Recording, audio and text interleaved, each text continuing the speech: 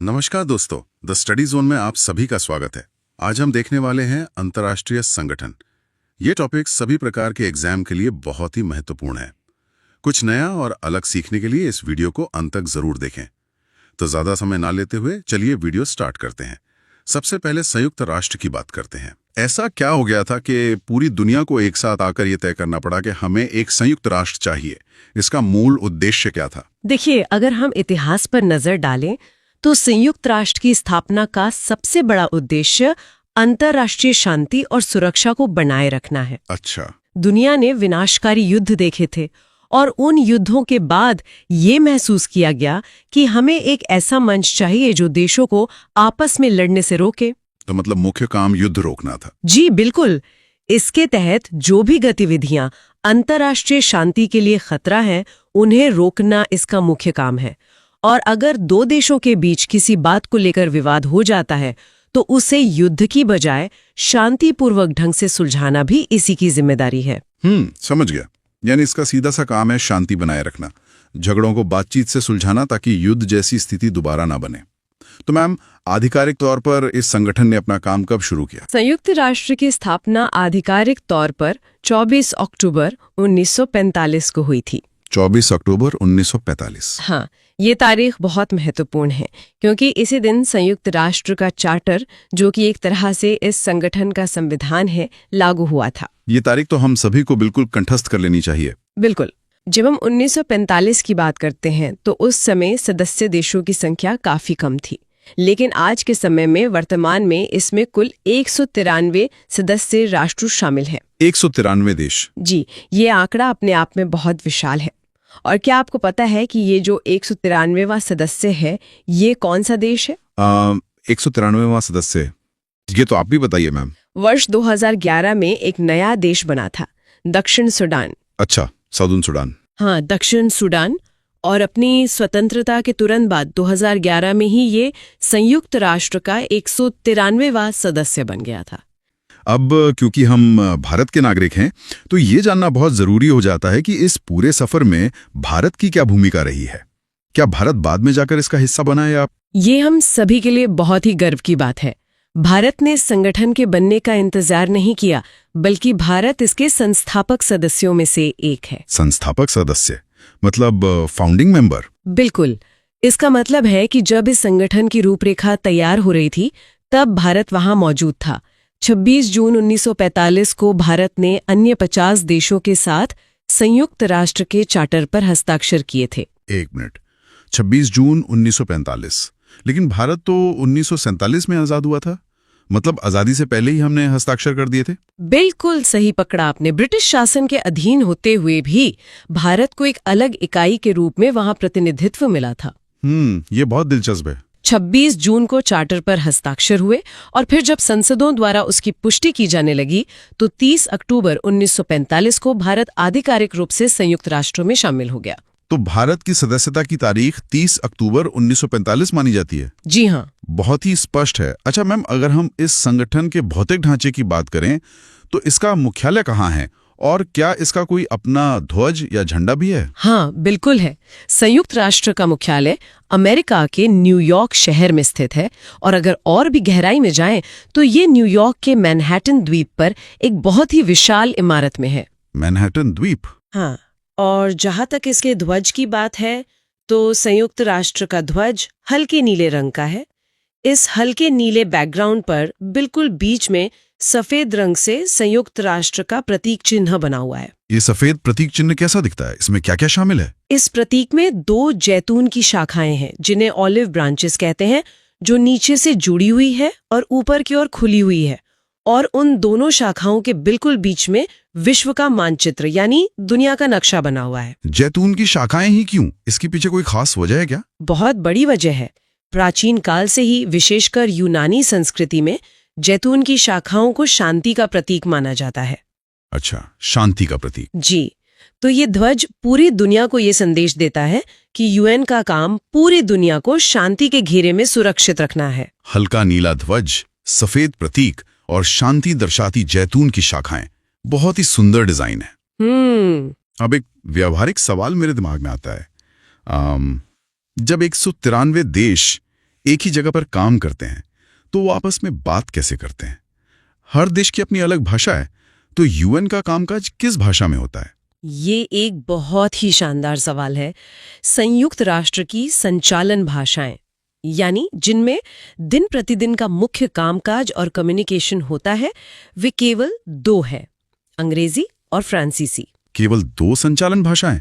लेकिन दुनिया में तो इतनी सारी भाषाएं हैं, क्या बाकी देशों को अनुवाद नहीं मिलते? मिलते हैं, और इसीलिए हमें संचालन भाषाओं और आधिकारिक भाषाओं के बीच का अंतर समझना होगा।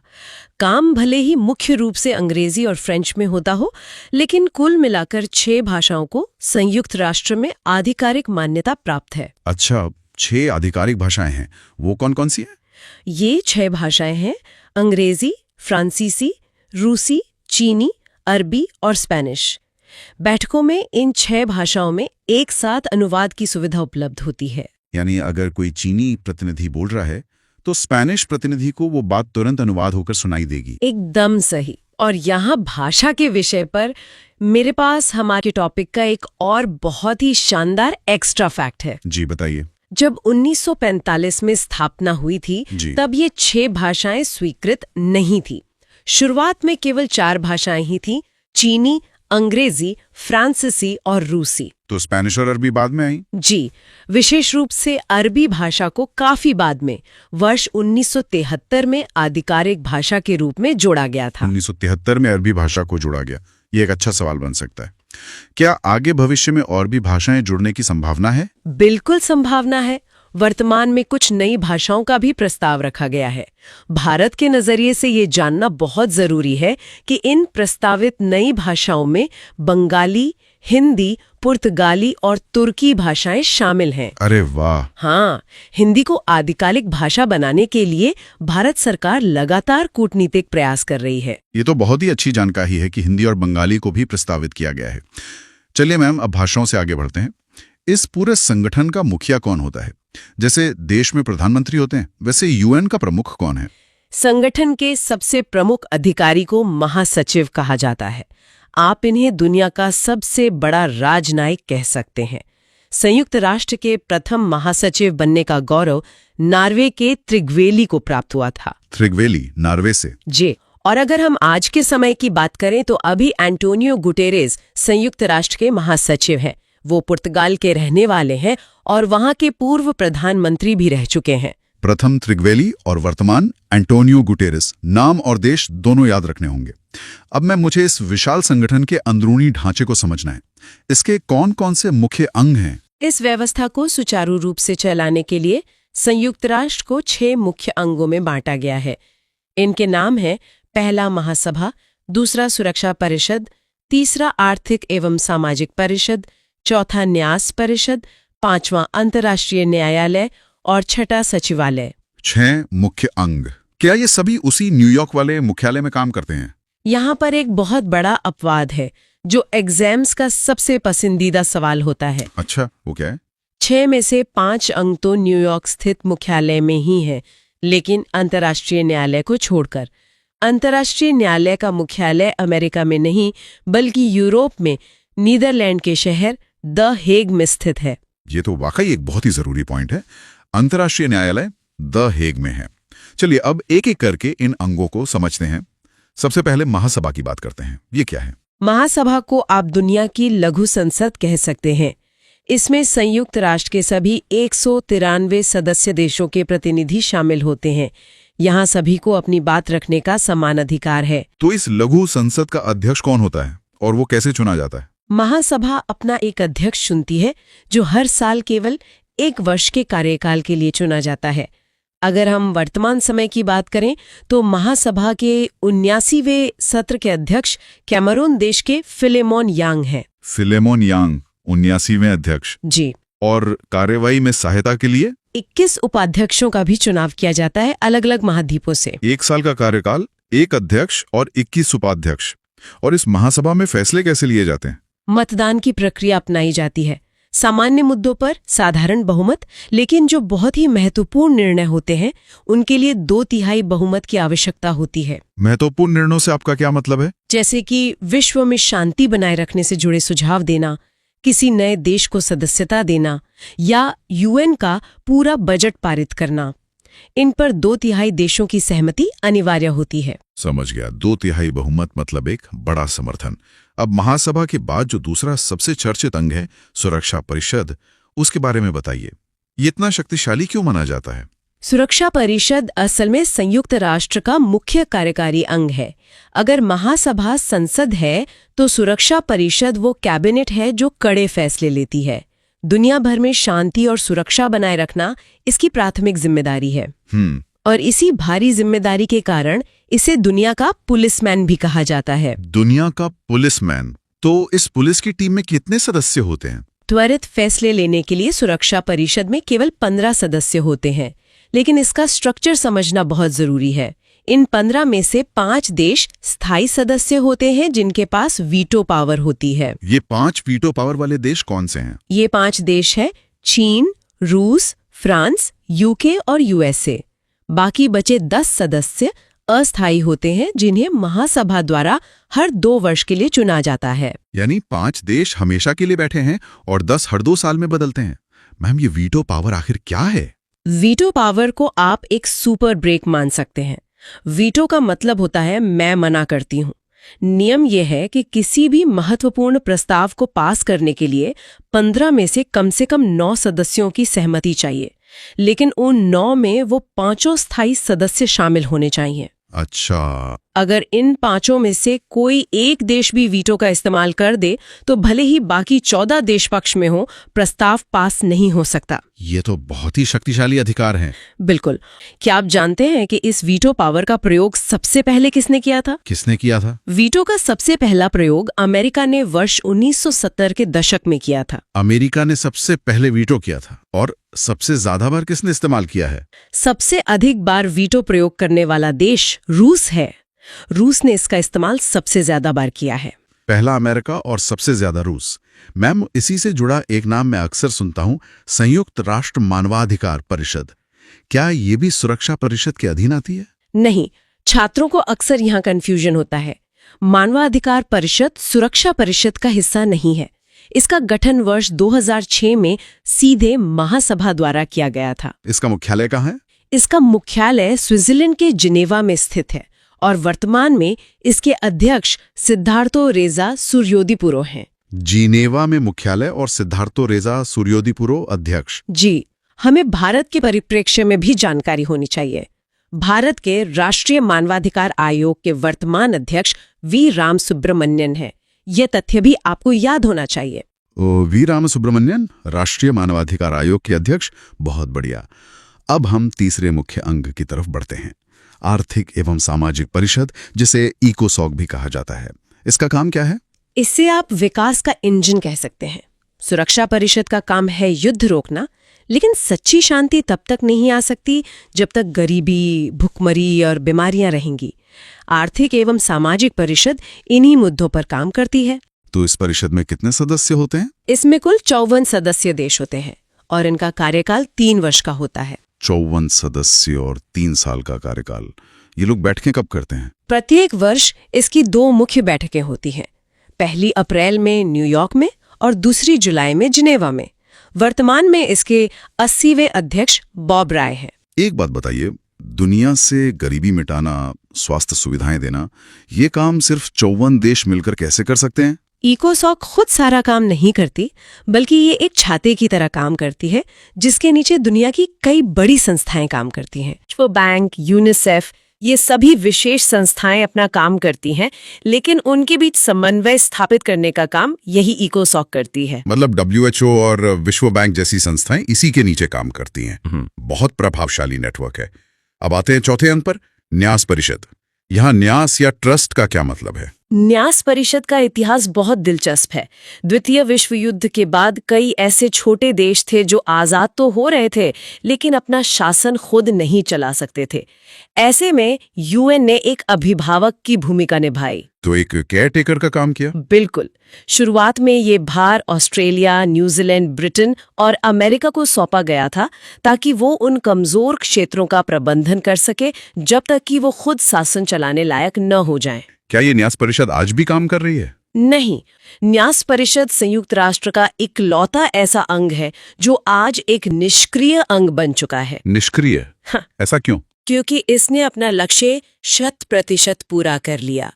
सन 1994 में प्रशांत महासागर का एक छोटा सा द्वीप पलाऊ स्वतंत्र हुआ।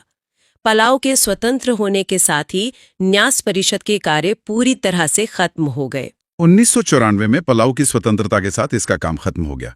ये बताता है कि यूएन ने कुछ मोर्चों पर पूरी सफलता भी पाई है। अब 5वें अंक की बात करते हैं, अंतर्राष्ट्रीय न्यायालय। इसकी शुरुआत कब हुई थी? अंतर्राष्ट्रीय न्यायालय की स्थापना जून 1945 में हो गई थी, लेकिन इसने अपना कामकाज अप्रैल 1946 में शुरू किया। और जैसा हमने पहले बताया, इसका मुख्यालय नीदरलैंड के द हेग में है। इस अदालत की कोई अपनी रूल बुक है क्या? जी हाँ, इसकी अपनी एक संविधि है जिसमें कुल 5 अध्याय हैं। इन्हीं के तहत देशों के बीच के विवादों को सुलझाया जाता है। और इसमें कुल कितने जज बैठते हैं? इस न्यायालय में कुल 15 न्यायाधीश होते हैं। हर एक न्यायाधीश की नियुक्ति 9 वर्ष के लंबे कार्यकाल के लिए होती है, ताकि वो बिना किसी दबाव के निष्पक्ष फैसले सुना सकें। और एक सख्त नियम ये भी है कि एक ही देश के 2 न्यायाधीश एक साथ काम नहीं कर सकते। 15 जज, 9 साल का कार्यकाल। और अगर कोई फैसला लेना हो तो क्या सभी 15 जजों का होना जरूरी है? नहीं, इसके लिए एक कोरम तय की गई है। न्यायालय की कोरम संख्या 9 होती है, यानी कार्यवाही के लिए कम से कम 9 न्यायाधीशों की उपस्थिति अनिवार्य है। मैम, क्या इस वैश्विक अदालत में भारत के नजरिए से कोई जानकारी है जो हमें पता होनी चाहिए? बिल्कुल है, और ये हमारा एक बहुत ही गौरवशाली एक्स्ट्रा फैक्ट है। अंतर्राष्ट्रीय न्यायालय में प्रथम भारतीय न्यायाधीश होने का गौरव बेनेगल रामाराव जी को प्राप्त है, और प्रथम भारतीय अध्यक्ष बनने का सम्मान नागेंद्र सिंह जी को मिला था। बेनेगल रामाराव जी और नागेंद्र सिंह जी, क्या वर्तमान में भी कोई भारतीय जज वहां हैं? जी हाँ, वर्तमान में अंतर्राष्ट्रीय न्यायालय में भारतीय न्यायाधीश के रूप में दलवीर भंडारी जी कार्यरत हैं। उनका जो दूसरा कार्यकाल चल रहा है वो वर्ष 2018 से शुरू हुआ था और 2027 तक चलेगा। भारत के लिए बहुत गर्व की बात है। अब हम अंतिम पड़ाव पर आ गए हैं, छठा अंग, सचिवालय। ये क्या काम करता है? सचिवालय को आप संयुक्त राष्ट्र का प्रशासनिक विभाग कह सकते हैं। संयुक्त राष्ट्र के दिन प्रतिदिन के जो भी प्रशासनिक कार्य होते हैं, फाइलों का रखरखाव, बैठकों का आयोजन, उनको यही निपटाता है। तो इस सचिवालय का हेड कौन होता है? सचिवालय का प्रमुख वही व्यक्ति होता है जिसके बारे में हमने शुरुआत में बात की थी, महासचिव। महासचिव ही इस पूरे संगठन का मुख्य प्रशासनिक अधिकारी होता है। वर्तमान में एंटोनियो गुटेरेस ही सचिवालय के शीर्ष पर हैं। इनकी नियुक्ति कैसे होती है और कार्यकाल कितना होता है? महासचिव की नियुक्ति 5 वर्ष के अवधि के लिए की जाती है। इनकी नियुक्ति अंतिम रूप से महासभा द्वारा की जाती है, लेकिन इसके लिए सुरक्षा परिषद की सिफारिश होना अनिवार्य है। 5 साल का कार्यकाल।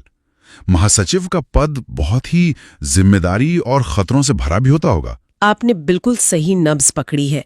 महासचिव का काम सिर्फ ऑफिस में बैठना नहीं है, बल्कि खतरनाक विवादों के बीच जाकर शांति का रास्ता निकालना भी है। संयुक्त राष्ट्र के इतिहास में एक बहुत ही दुखद घटना दर्ज है। डैग हैमरसोल्ड स्वीडन के रहने वाले थे और दूसरे महासचिव थे। वर्ष 1961 में वो अफ्रीका के कॉन्गो में एक शांति मिशन पर जा रहे थे। रास्ते में रहस्यमयी परिस्थितियों में उनके विमान का एक्सीडेंट हो गया। ओह।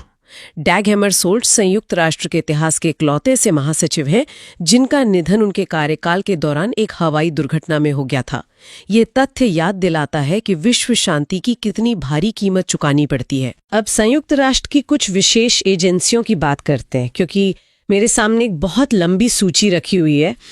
इस सूची का अगर हम गहराई से विश्लेषण करें तो सबसे दिलचस्प तथ्य ये निकल कर आता है कि अंतर्राष्ट्रीय दूरसंचार संघ, जिसे हम ITU के नाम से भी जानते हैं, ITU, हाँ, ये इस पूरी सूची में सबसे पुराना संगठन है। इसकी स्थापना 1865 में जिनेवा में हुई थी। 1865, यानी ये तो संयुक्त राष्ट्र के बनने से लगभग 80 साल पहले की बात है। उस समय जिनेवा में इस अंतर्राष्ट्रीय दूरसंचार संघ की जरूरत क्यों पड़ी होगी? उस दौर के बारे में थोड़ा सोचिए। दुनिया भर में टेलीग्राफ का तेजी से विस्तार हो रहा था। संदेश एक देश से दूसरे देश की सीमाओं को पार कर रहे थे। तो बिना नियमों के तो बहुत अव्यवस्था फैल जाती। बिल्कुल, ऐसे में कुछ अंतर्राष्ट्रीय नियमों की सख्त जरूरत थी ताकि संचार व्यवस्था सुचारू रूप से चल सके। इसी तरह इसके कुछ ही साल बाद की एक और प्रविष्टि सूची में है। 1874 में सार्वभौम डाक संघ यानी यूपीयू की स्थापना हुई। यूपीयू, और इसका मुख्यालय कहाँ था? इसका मुख्यालय स्विट्जरलैंड के बर्न शहर में स्थापित किया गया। अच्छा, तो जैसे टेलीग्राफ के लिए नियम चाहिए थे, वैसे ही एक देश से दूसरे देश में चिट्ठी भेजने के लिए भी एक समान प्रणाली की जरूरत पड़ी होगी। एकदम सही पकड़ा आपने। इसीलिए सार्वभौम डाक संघ 1874 में अस्तित्व में आया। हाँ, और इसी कड़ी में एक तीसरा नाम भी आता है जो संयुक्त राष्ट्र से काफी पुराना है। सूची में देखिए, अंतर्राष्ट्रीय श्रम संगठन यानी ILO का नाम दर्ज होगा। ILO, इसकी स्थापना 1919 में हुई थी और इसका मुख्यालय भी जिनेवा, स्विट्जरलैंड में ही रखा गया था। जी, पहले विश्व युद्ध के खत्म होने के बाद दुनिया भर में मजदूरों और कामगारों के अधिकारों को लेकर एक वैश्विक सहमति बनाने की कोशिश हो रही थी, और इसीलिए 1919 में ILO बना। लेकिन फिर ये संयुक्त राष्ट्र की सूची में कैसे आ गए? बाद में जब संयुक्त राष्ट्र का निर्माण हुआ तो इन तीनों पुरानी और स्थापित संस्थाओं के महत्व को देखते हुए इन्हें संयुक्त राष्ट्र की विशेष एजेंसियों के ढांचे में सीधे तौर पर शामिल कर लिया गया। अब ये बात स्पष्ट हो रही है, मतलब ये वो शुरुआती संस्थाएं थीं जिन्होंने वैश्विक सहयोग की नींव रखी थी। बिल्कुल। 1865 का अंतर्राष्ट्रीय दूरसंचार संघ, 1874 का सार्वभौम डाक संघ और 1919 का अंतर्राष्ट्रीय श्रम संगठन, इन्होंने साबित किया कि देश आपस में मिलकर काम कर सकते हैं। सही कहा। अब हम आगे बढ़ते हैं। 1944 और 1945 के वर्षों में अचानक से कई सारे संगठनों की स्थापना हुई है। 1944 में दो बहुत बड़े संगठनों के नाम दर्ज हैं। कौन से? पहला है विश्व बैंक और दूसरा है अंतर्राष्ट्रीय मुद्रा कोष यानी IMF। जी। और इन दोनों के ही आगे मुख्यालय के रूप में अमेरिका के वॉशिंगटन DC का नाम लिखा है। अब उसके पीछे का तर्क समझिए। युद्ध के बाद तबाह हो चुके देशों के पुनर्निर्माण के लिए भारी कर्ज की जरूरत थी और वैश्विक अर्थव्यवस्था को एक नए वित्तीय ढांचे की आवश्यकता थी। वॉशिंगटन DC को वित्तीय सहयोग और आर्थिक स्थिरता प्रदान करने की इस जिम्मेदारी का वैश्विक हब बना दिया गया। अच्छा, इसीलिए दोनों वही हैं। हाँ, विश्व बैंक और अंतर्राष्ट्रीय मुद्रा कोष दोनों का जन्म 1944 में इसी उद्देश्य के साथ वॉशिंगटन DC में हुआ। तो अगर परीक्षा में या कहीं भी वित्त, कर्ज या वैश्विक अर्थव्यवस्था से जुड़े इन दोनों बड़े संस्थानों की बात आए तो हमारा दिमाग सीधे वॉशिंगटन DC की तरफ जाना चाहिए। एकदम सही। 1944 विश्व बैंक और अंतर्राष्ट्रीय मुद्रा कोष दोनों वॉशिंगटन DC में। 1944 में ही एक और संगठन की स्थापना दिख रही है जो वित्त या पैसे से जुड़ा हुआ नहीं लगता। वो कौन सा है? ये है अंतर्राष्ट्रीय नागरिक उड्डयन संगठन, जिसे ICAO भी कहते हैं। इसका मुख्यालय मॉन्ट्रियल, कनाडा में बताया गया है। युद्ध के दौरान एक और चीज हुई थी जिस पे ध्यान देना बहुत जरूरी है। क्या? विमानन तकनीक, यानी हवाई जहाजों के निर्माण और उड़ान की तकनीक में बहुत तेजी से विकास हुआ था। हाँ, युद्ध में जहाजों का बहुत इस्तेमाल हुआ था। बिल्कुल। और जब युद्ध खत्म होने लगा तो नागरिक उड्डयन यानी आम लोगों की हवाई यात्राओं के लिए अंतर्राष्ट्रीय आसमान को सुरक्षित और व्यवस्थित बनाने की जरूरत थी। हवा में उड़ने के नियम तय करने थे, है ना? हाँ, इसीलिए 1944 में ही मॉन्ट्रियल में अंतर्राष्ट्रीय नागरिक उड्डयन संगठन की स्थापना की गई। ये भी उसी पुनर्निर्माण के दौर का हिस्सा था, पैसा और यातायात। लेकिन जब दुनिया वित्तीय और ढांचागत रूप से खड़ी हो रही थी तो समाज के दूसरे हिस्सों का क्या? बहुत अच्छा सवाल है। सूची में आगे देखिए। यहाँ सूची में ठीक अगले साल यानी 1945 में यूनेस्को का नाम है। इसका पूरा काम शिक्षा, विज्ञान और संस्कृति से जुड़ा है और इसका मुख्यालय पेरिस, फ्रांस में है। अब आप खुद सोचिए, पेरिस ही क्यों? पेरिस तो वैसे ही कला और संस्कृति के लिए दुनिया भर में मशहूर है। बिल्कुल।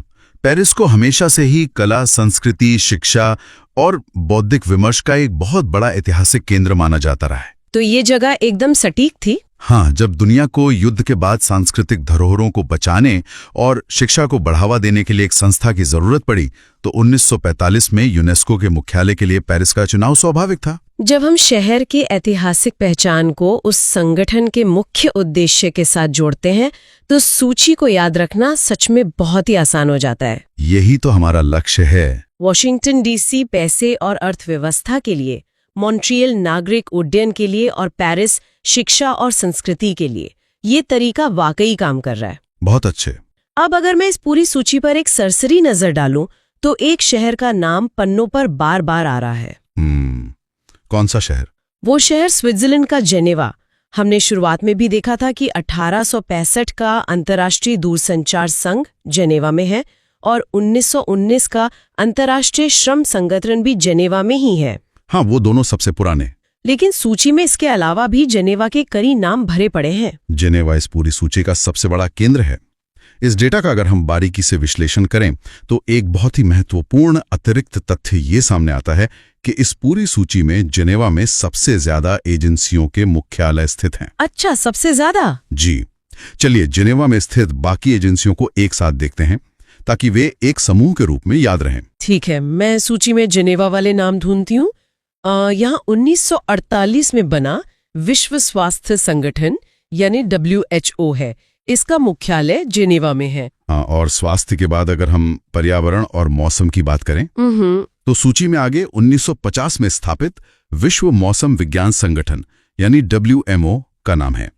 इसका मुख्यालय भी जेनेवा में ही है। उसी साल मतलब 1950 की एक और प्रविष्टि यहाँ जेनेवा के नाम से है, संयुक्त राष्ट्र शरणार्थी उच्चायुक्त यानी UNHCR।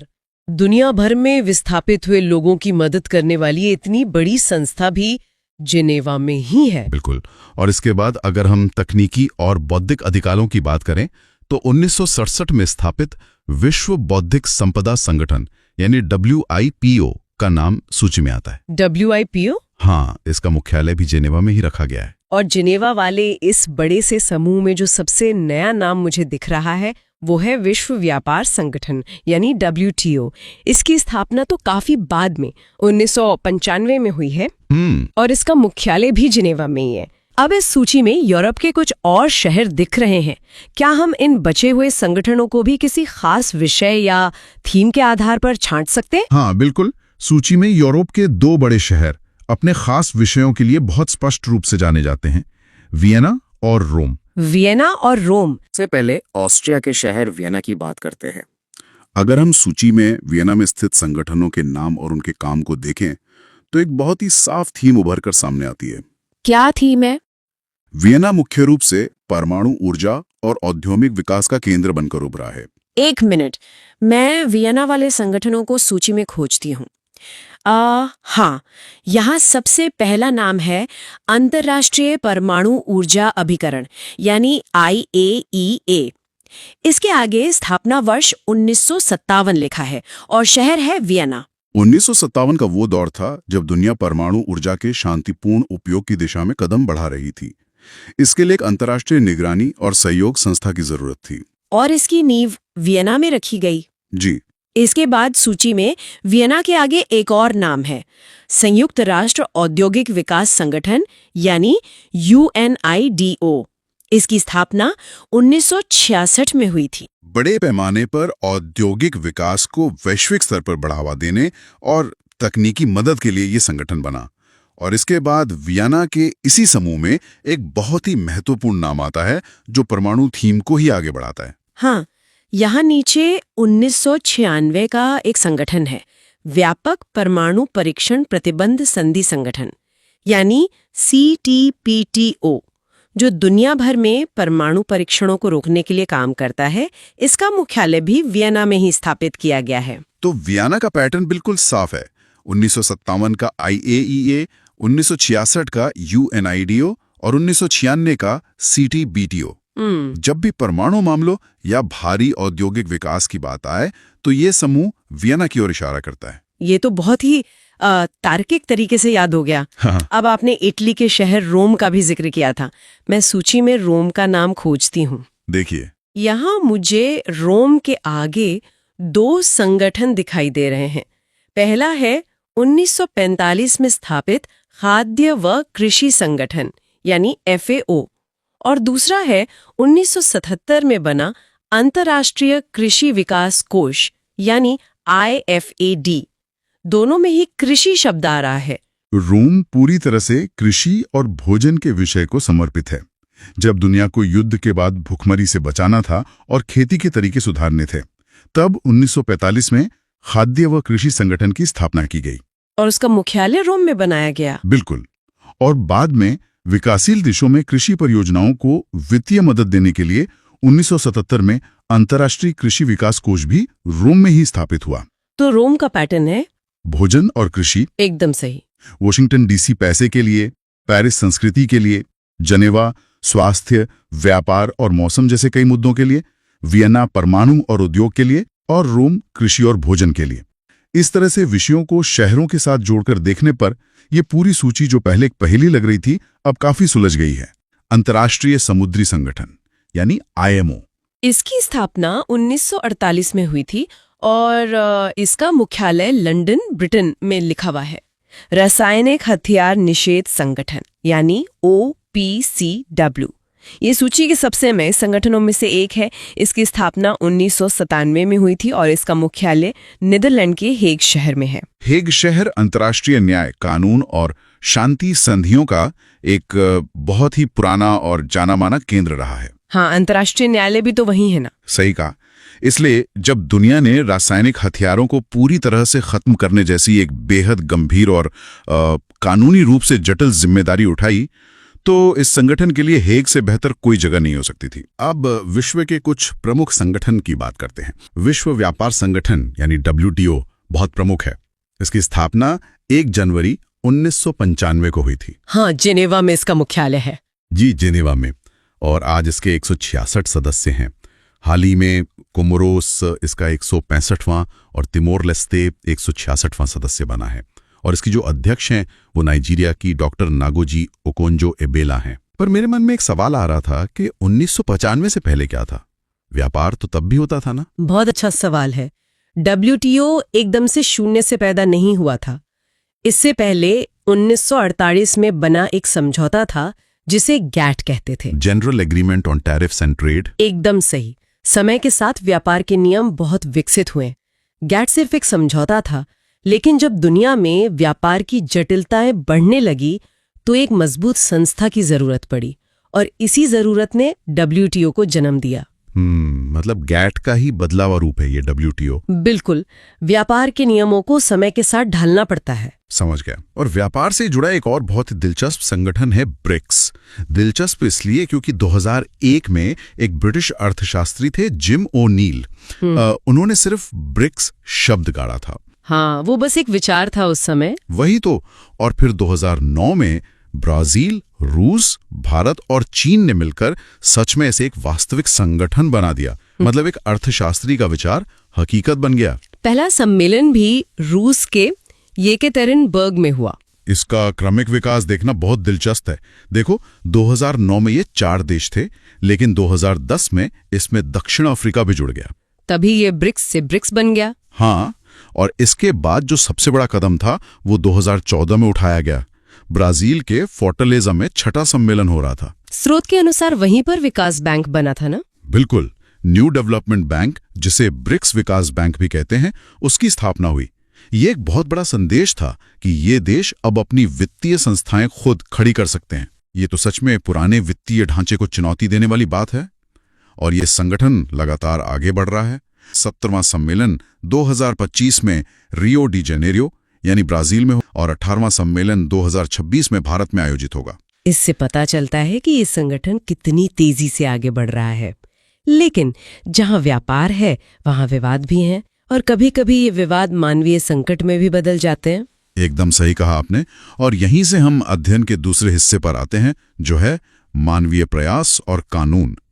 जब भी मानवीय सहायता की बात होती है तो सबसे पहला नाम रेड क्रॉस का आता है। बिल्कुल। इसकी स्थापना 8 मई 1863 को हेनरी ड्यूनंट द्वारा जेनेवा में की गई थी और इसी कारण 8 मई को विश्व रेड क्रॉस दिवस भी मनाया जाता है। रेड क्रॉस का जो मानवीय महत्व है वो बेजोड़ है कि इसे 3 बार शांति का नोबेल पुरस्कार मिल चुका है। हाँ, मैंने स्रोत में देखा था कि 1917, 1944 और 1963 में ये पुरस्कार मिला था। सोचो, ये वो साल हैं जब दुनिया भयंकर युद्धों से गुजर रही थी। ऐसे में निष्पक्ष होकर मानवीय मदद पहुंचाना बहुत बड़ी बात थी। वर्तमान में इसकी जो अध्यक्ष हैं वो मिर्जाना स्पोल जागरिक एगर हैं। और भारत के संदर्भ में भी इसके आंकड़े बहुत रोचक हैं। भारत में रेड क्रॉस की स्थापना 1920 में हुई थी और आज भारतीय समिति की जो अध्यक्ष हैं वो खुद हमारी राष्ट्रपति श्रीमती द्रौपदी मुर्मू हैं। इससे पता चलता है कि राष्ट्रीय स्तर पर भी इसका कितना सम्मान है। जी, लेकिन मानवीय सहायता के अलावा कानून और सुरक्षा भी तो जरूरी है। बिल्कुल, अंतर्राष्ट्रीय स्तर पर अपराध रोकना भी बहुत अहम है। हाँ, तो इसी से मुझे इंटरपोल याद आता है। इंटरपोल की स्थापना 1923 में हुई और इसका जो मुख्यालय है वो फ्रांस के लियोन में है। फ्रांस में? हाँ, और इसके महासचिव वॉल्देसी उकिरजा हैं। इसके सदस्य देशों की संख्या 196 है और पलाऊ इसका 196वां सदस्य है। भारत भी इसमें शामिल है। मैंने ये भी पढ़ा कि इंटरपोल रेड कॉर्नर नोटिस जारी करता है। सही पढ़ा। इंटरपोल दुनिया भर की पुलिस के बीच तालमेल बैठाता है ताकि अपराधी एक देश से दूसरे देश भागकर ना बच सके। लेकिन अगर इंटरपोल पुलिस का काम करता है तो फिर नाटो क्या है? वो भी तो सुरक्षा के लिए ही है। दोनों में बुनियादी अंतर है। नाटो पुलिस नहीं है, वो एक विशुद्ध सैन्य गठबंधन है।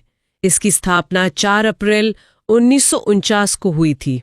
अच्छा, तो ये सेनाओं का गुट है। हाँ, इसका मुख्यालय बेल्जियम के ब्रुसेल्स में है।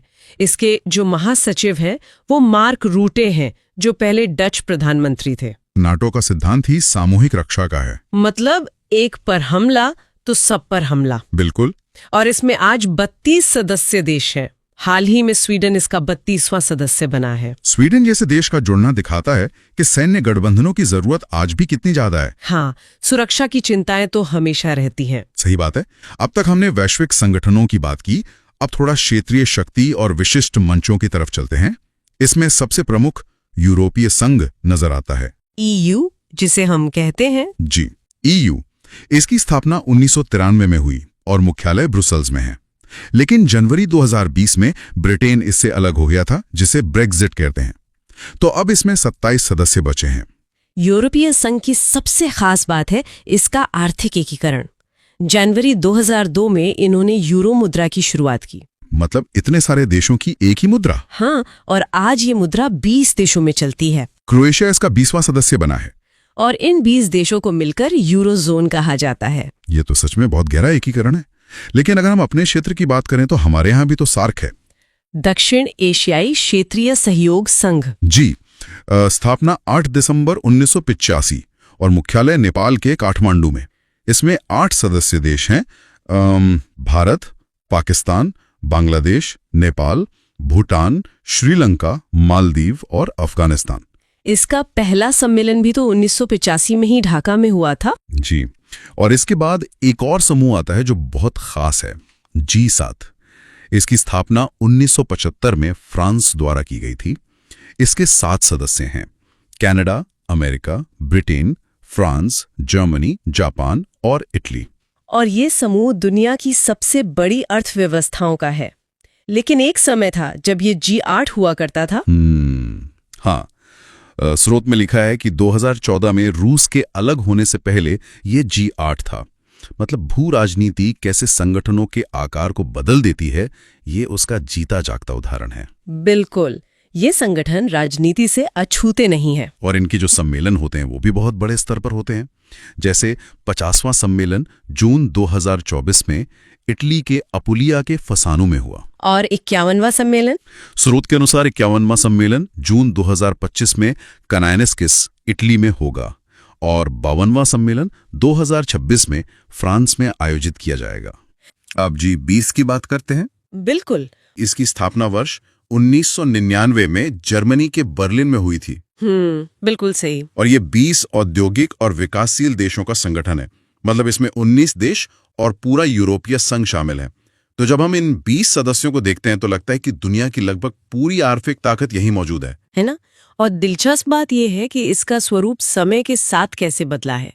स्थापना तो 1999 में हो गई थी, लेकिन तब ये मुख्य रूप से वित्त मंत्रियों और केंद्रीय बैंक के गवर्नरों का मंच था। अच्छा, तो राष्ट्राध्यक्ष तब शामिल नहीं होते थे? नहीं, शुरुआत में नहीं। इसका पहला बड़ा सम्मेलन जिसमें देशों के राष्ट्राध्यक्ष शामिल हुए वो वर्ष 2008 में वॉशिंगटन में हुआ। 2008 यानी मंदी का दौर? बिल्कुल। 2008 का साल वो दौर था जब दुनिया एक भयानक आर्थिक मंदी से गुजर रही थी। ये सम्मेलन इस बात का प्रमाण था कि जब वैश्विक अर्थव्यवस्था डूबने लगती है तो कोई भी देश अकेले खुद को नहीं बचा सकता। समाधान के लिए सबको एक मेज पर आना ही पड़ता है। एकदम सही। यानी संकट ने ही इस संगठन को इसका असली और ताकतवर रूप दिया। और इसके वर्तमान और आगामी सम्मेलनों का क्रम देखें तो 19वां सम्मेलन वर्ष 2024 में रियो डी जेनेरो में तय हुआ, जो कि ब्राजील में है। हाँ, इसके बाद 20वां सम्मेलन वर्ष 2025 में जोहान्सबर्ग में होना है, दक्षिण अफ्रीका। बिल्कुल। और फिर 21वां सम्मेलन वर्ष 2026 में यूएसए में आयोजित किया जाएगा। और क्षेत्रीय स्तर पर भी अगर हम देखें तो एक बहुत ही प्रभावशाली संगठन सामने आता है। आप आसियान की बात कर रही हैं? बिल्कुल, आसियान। यह दक्षिण पूर्व एशियाई देशों का संगठन है। इसकी स्थापना वर्ष 1967 में हुई थी और इसका मुख्यालय जकार्ता में है, इंडोनेशिया के जकार्ता में। हाँ, और इसका एक आदर्श वाक्य है जो मुझे बहुत दिलचस्प लगा, 1 विजन 1 आइडेंटिटी 1 कम्युनिटी। दक्षिण पूर्व एशिया दुनिया के सबसे विविधता भरे क्षेत्रों में से एक है। हाँ, वहाँ साम्यवादी सरकारें भी हैं और लोकतांत्रिक भी। सही कहा। इस विविधता के बावजूद एक साझा दृष्टिकोण बनाना अपने आप में बड़ी बात है।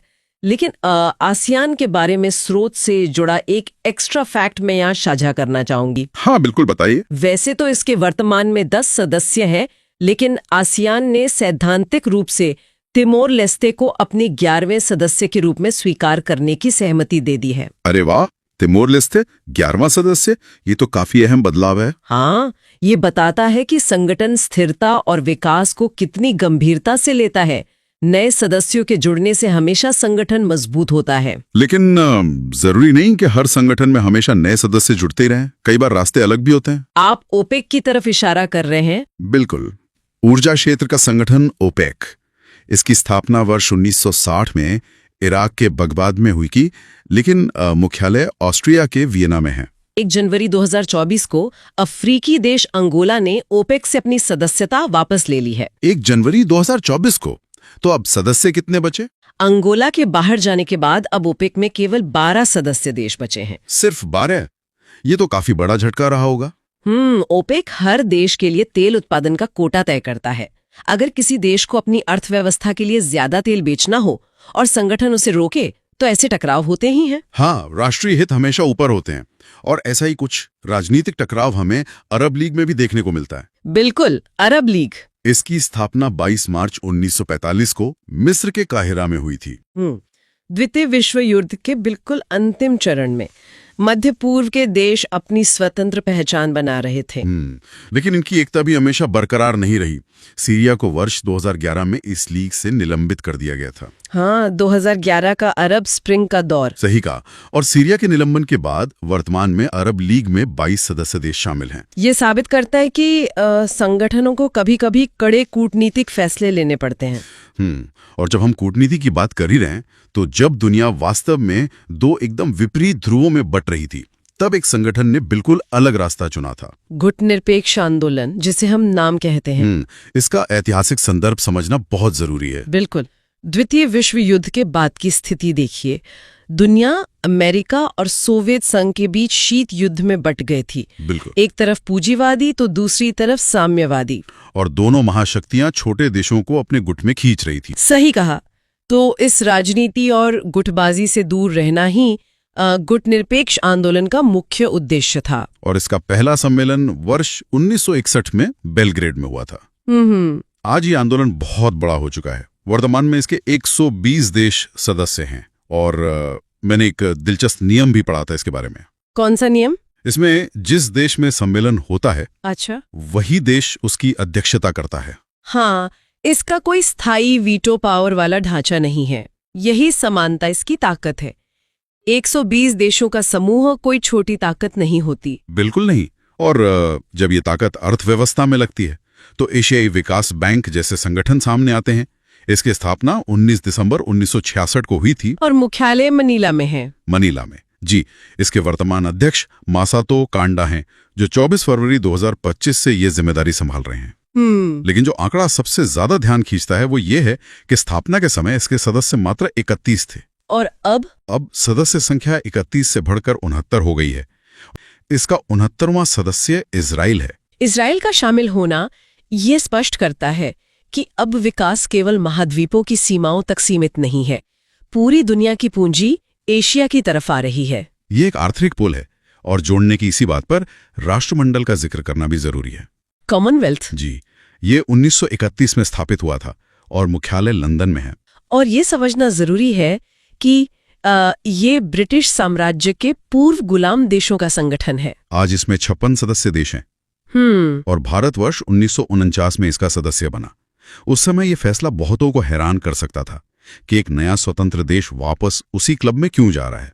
लेकिन ये अधीनता स्वीकार करना नहीं था, ये एक समान मंच पर बराबरी के दर्जे के साथ बैठने का फैसला था। भारत की सोच बहुत दूरदर्शी थी। बिल्कुल। और दूरदर्शिता की बात करें तो संयुक्त राष्ट्र से जुड़े महत्वपूर्ण संगठन जैसे WHO यानी विश्व स्वास्थ्य संगठन का उदाहरण बहुत दिलचस्प है। हाँ, WHO का काम ही पूरी दुनिया में स्वास्थ्य के स्तर को बेहतर करना है। इसकी स्थापना 7 अप्रैल 1948 को हुई थी, इसीलिए 7 अप्रैल को विश्व स्वास्थ्य दिवस मनाया जाता है। और इसके 194 सदस्य हैं। 194 सदस्य। लेकिन मैंने स्रोत में एक बेहद रोचक तथ्य पकड़ा यहाँ। अच्छा, क्या है वो? देखिए, WHO की स्थापना अप्रैल 1948 में हुई, लेकिन स्रोत के अनुसार भारत 12 जनवरी 1948 को ही इसका सदस्य बन गया था। अरे हाँ, मतलब संगठन के औपचारिक रूप से शुरू होने से 3 महीने पहले ही। ये अंतर्राष्ट्रीय कूटनीति का एक बेहतरीन उदाहरण है। भारत ने रैटिफिकेशन की प्रक्रिया जनवरी में ही पूरी कर ली थी, जबकि संगठन को लागू होने के लिए आवश्यक देशों की संख्या अप्रैल में जाकर पूरी हुई। ये तो सच में कमाल है। और स्वास्थ्य के ही मोर्चे पर यूनिसेफ भी है। इसकी स्थापना 11 दिसंबर 1946 को हुई थी। न्यूयॉर्क में इसका मुख्यालय है जी। और इसके गठन में पोलैंड के एक चिकित्सक लुडविग रॉशमन की बहुत महत्वपूर्ण भूमिका थी। लुडविग रॉशमन। हाँ, और सबसे दिलचस्प बात यह है कि इसका जो आपूर्ति विभाग है यानी सप्लाई डिपार्टमेंट, वो न्यूयॉर्क में नहीं बल्कि कोपेनहेगन में स्थित है। डेनमार्क के कोपेनहेगन में? बिल्कुल, ताकि दुनिया भर में राहत सामग्री तेजी से पहुंचाई जा सके। ये बहुत ही व्यावहारिक सोच है और ऐसी ही सोच UNIDO में भी दिखती है, संयुक्त राष्ट्र औद्योगिक विकास संगठन। इसकी स्थापना वर्ष 1966 में हुई थी और मुख्यालय वियना में। और इसके सदस्यों की संख्या कितनी है? 4 अक्टूबर 2024 तक इसमें 173 सदस्य देश शामिल हैं। 173। और इसका मुख्य उद्देश्य बहुत स्पष्ट है, पर्यावरण स्थिरता के साथ औद्योगिक विकास। यानी कारखाने भी चाहिए और साफ हवा भी। सही कहा। विकास जरूरी है, लेकिन अपनी ऐतिहासिक विरासतों को बचाना भी उतना ही जरूरी है। और ये काम करता है यूनेस्को, जिसकी स्थापना 16 नवंबर 1945 को पेरिस में हुई थी। वर्तमान में इसके 193 सदस्य और 11 सहयोगी सदस्य हैं। और जब विश्व धरोहर स्थलों की बात आती है तो भारत का प्रदर्शन कैसा रहा है? बहुत ही शानदार। आज भारत में 44 विश्व धरोहर स्थल हैं। वर्षों को देखें तो वर्ष 2023 में शांति निकेतन और होयसल के मंदिरों को शामिल किया गया। वर्ष 2024 में मोइदम अहोम को शामिल किया गया और अब वर्ष 2025 में मराठा सैन्य परिदृश्य को भी इस वैश्विक सूची में जगह मिल गई है। ये बहुत गर्व की बात है, लेकिन अगर हम इसे वैश्विक नजरिए से देखें तो इटली 61 स्थलों के साथ दुनिया में पहले स्थान पर है। 61 स्थल? हाँ, और चीन 60 स्थलों के साथ दूसरे स्थान पर है। और अगर पूरे विश्व की बात करें तो वर्ष 2025 तक विश्व में कुल 1248 धरोहर स्थल दर्ज हो चुके हैं। 1248 धरोहर स्थल, ये एक बहुत बड़ा आंकड़ा है। अब संयुक्त राष्ट्र पर्यावरण कार्यक्रम के बारे में बात करते हैं। संयुक्त राष्ट्र पर्यावरण कार्यक्रम, जिसे हम UNEP भी कहते हैं। हाँ, UNEP। इसकी स्थापना 5 जून 1972 को हुई थी। 5 जून 1972? इसकी शुरुआत असल में हुई कैसे थी? मतलब कोई खास घटना थी इसके पीछे? हाँ, बिल्कुल। स्वीडन के स्टॉकहोम में पर्यावरण पर संयुक्त राष्ट्र का एक बहुत बड़ा सम्मेलन हुआ था। उसी सम्मेलन के बाद मॉरिस स्ट्रॉन्ग द्वारा इस संगठन को स्थापित किया गया था। अच्छा, मॉरिस स्ट्रॉन्ग। मैंने पढ़ा है कि उनका विजन बहुत स्पष्ट था पर्यावरण को लेकर। एकदम सही। और उन्होंने ही इसे आकार दिया। अब अगर इसके मुख्यालय की बात करें तो वो नैरोबी में है। नैरोबी मतलब केन्या में? जी, केन्या में। और आपको ये जानकर हैरानी होगी कि वर्तमान में इसके कुल सदस्य देशों की संख्या 193 है। 193? ये तो सच में आश्चर्य की बात है कि इतने सारे देश, मतलब लगभग पूरी दुनिया ही एक साथ मिलकर पर्यावरण के लिए काम कर रही है। यही तो बहुपक्षीय कूटनीति की ताकत है। जब 193 देश एक मंच पर आते हैं तो वो सिर्फ चर्चा नहीं करते बल्कि वैश्विक नीतियां बनाते हैं। बिल्कुल।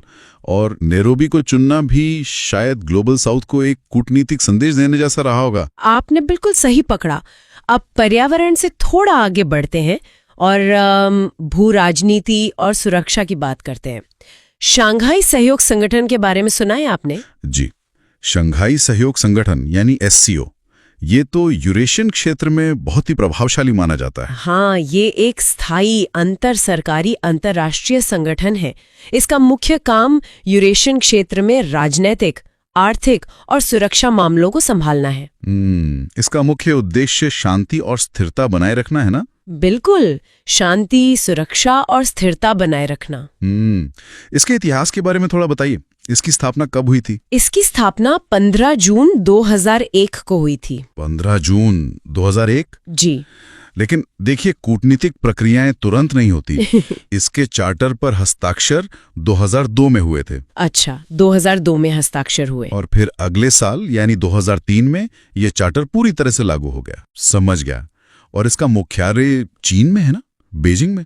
हाँ, मुख्यालय बीजिंग में है और इसकी आधिकारिक भाषाएं रूसी और चीनी है। रूसी और चीनी, ये स्पष्ट रूप से इस क्षेत्र में रूस और चीन के प्रभाव को दिखाता है। और इसके सदस्य देश कितने हैं अभी? वर्तमान में इसके सदस्य देशों की कुल संख्या 10 हो गई है। चलिए मिलकर इन 10 देशों के नाम गिनते हैं। हाँ बिल्कुल। शुरुआत करते हैं। कजाकिस्तान, चीन, किर्गिस्तान, रूस, ताजिकिस्तान, उज्बेकिस्तान और फिर भारत और पाकिस्तान भी इसमें शामिल हुए थे। बिल्कुल। और हाल ही में ईरान भी जुड़ा है। तो ये 9 हो गए। तो फिर 10वां देश कौन सा है? 10वां देश बेलारूस है। बेलारूस के जुड़ने के बाद ही ये संख्या 10 हुई है। बेलारूस, ये तो बहुत बड़ा विस्तार है, यूरोप की सीमाओं से लेकर एशिया तक। एकदम सही। अब राजनीति और सुरक्षा से थोड़ा बाहर निकलते हैं। आपने क्रिकेट के बारे में तो सुना ही होगा। अरे क्रिकेट तो मेरी बहुत बड़ी दिलचस्पी का विषय है। अंतर्राष्ट्रीय क्रिकेट परिषद यानी ICC की बात कर रही हैं आप? बिल्कुल। ICC क्रिकेट की वैश्विक शासी संस्था है। इसका इतिहास बहुत रोचक है। मैंने इसके बारे में कुछ अतिरिक्त तथ्य पढ़े थे। इसका नाम कई बार बदला गया है ना? हाँ बिल्कुल बदला गया है। जब 15 जून 1909 को इसकी स्थापना हुई थी तब इसका नाम ICC नहीं था। 15 जून 1909, तब इसे क्या कहा जाता था? तब इसे इंपीरियल क्रिकेट कॉन्फ्रेंस के रूप में स्थापित किया गया था। इंपीरियल, यह शब्द ही औपनिवेशिक काल की याद दिलाता है। बिल्कुल। लेकिन फिर जैसे जैसे खेल का विस्तार हुआ 1965 में इसका नाम बदल दिया गया। 1965 में? तब यह इंटरनेशनल क्रिकेट कॉन्फ्रेंस बन गया था। सही कहा। और फिर इसके वर्तमान नाम की बारी आई। 1989 में इसका नाम रखा गया अंतर्राष्ट्रीय क्रिकेट परिषद, जिसे आज हम ICC कहते हैं। 1989 में। यह सफर सच में बहुत दिलचस्प है।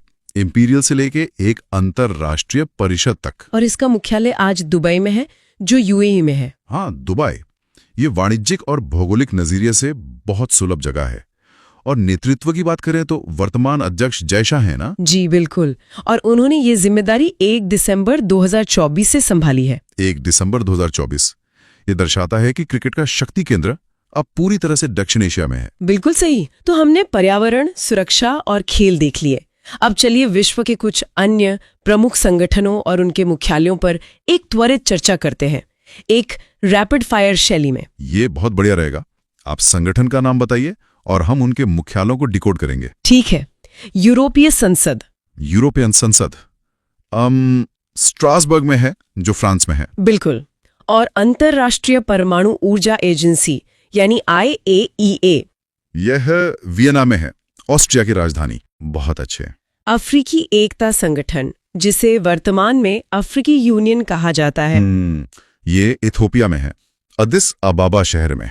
एकदम सही। अंतर्राष्ट्रीय ओलंपिक कमेटी यानी IOC, खेलों की राजनीति को तटस्थ रखने के लिए ये स्विट्जरलैंड के लुसाने में है। सही कहा। और विश्व वन्यजीव संरक्षण कोष, जिसे हम WWF कहते हैं। ये भी स्विट्जरलैंड में ही है, ग्लैंड शहर में। बिल्कुल। अब अंतर्राष्ट्रीय सौर गठबंधन। अरे ये तो भारत में है, गुरुग्राम में।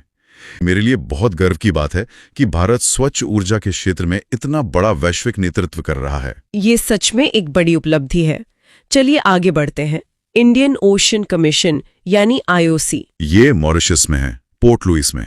एमनेस्टी इंटरनेशनल और विश्व यात्रा और पर्यटन परिषद, ये दोनों ही यूनाइटेड किंगडम के लंदन में स्थित हैं। बिल्कुल सही। विश्व आर्थिक मंच, ये स्विट्जरलैंड के जिनेवा के पास कोलोग्नी में है। और आखिरी विश्व सीमा शुल्क संगठन, ये बेल्जियम की राजधानी ब्रुसेल्स में है। बहुत बढ़िया। आपने तो सभी मुख्यालयों की भौगोलिक स्थिति को बहुत अच्छे से याद कर लिया है। ये रैपिड फायर तरीका वाकई बहुत कारगर है। अब अगर हम इस पूरी चर्चा को समेटें तो एक बात बहुत स्पष्ट हो जाती है। वो क्या? ये कि ये सभी संगठन दुनिया को सुचारू रूप से चलाने में कितने महत्वपूर्ण हैं, चाहे वो क्रिकेट का मैदान हो, पर्यावरण की रक्षा हो या फिर अंतर्राष्ट्रीय कूटनीति। बिल्कुल, ये ज्ञान हमें ये दिखाता है कि हमारी दुनिया कितनी गहराई से एक दूसरे से जुड़ी हुई है।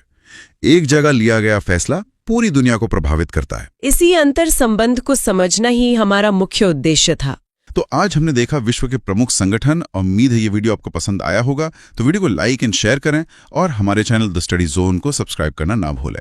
बहुत जल्द मिलते हैं ऐसी ही एक और इंटरेस्टिंग वीडियो के साथ। नमस्कार। नमस्कार।